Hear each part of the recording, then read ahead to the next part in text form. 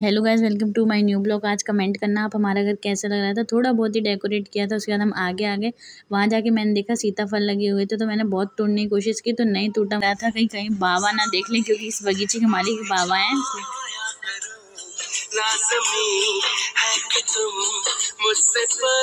फिर फाइनली मुझे एक फल मिली है, सीताफल, पर मीठा बहुत था, पका हुआ था शायद इसलिए।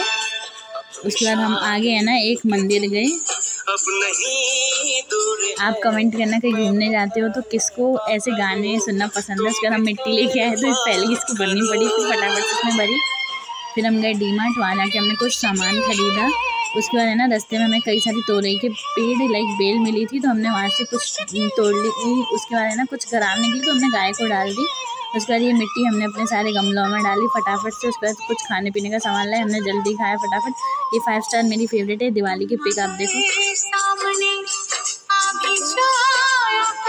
तब तक के लिए बाय।